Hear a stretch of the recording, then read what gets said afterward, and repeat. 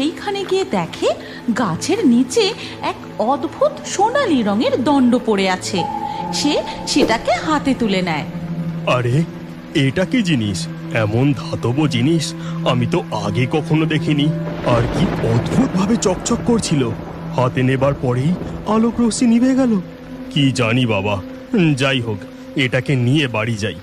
দিনেশ বৃষ্টিপরীর জাদুদণ্ডটি নিয়ে তার বাড়ি ফিরে আসে। তারপর রান্নাঘরে ঢুকে তার বউকে বলে, এই দেখো গিন্নি, জমি থেকে ফেরার সময় আমি কি কুড়িয়ে পেয়েছি। দূর দূর, রাখো তো তোমার কুড়িয়ে পাওয়া জিনিস। এইদিকে দেখো, রান্নাঘরে চাল ফুটো হয়ে জল পড়ছে। আমি রান্না করতে পারছি না। ওদিকে দেখা যায় দুই পরী উড়তে উড়তে সেই গাছের কাছে এসে পৌঁছায়। বৃষ্টিপরী, দেখো, আমার জাদুদণ্ড আরো উজ্জ্বল আলো বিকিরণ করছে। তার মানে তোমার জাদুদণ্ড আশেপাশেই কোথাও আছে। আমাদেরকে আরো ভালো করে খুঁজে দেখতে হবে। হ্যাঁ মেঘপরি, তুমি একদম ঠিক কথা বলেছো।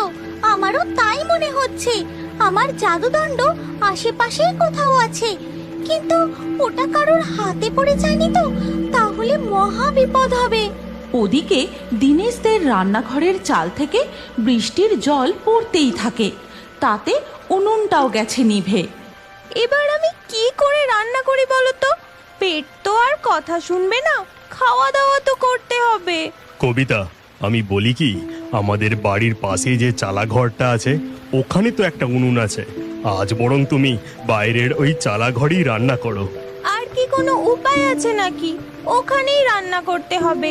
হাঁড়ি, কড়া, সবজির ঝুড়ি সব ওখানে নিয়ে যেতে হবে।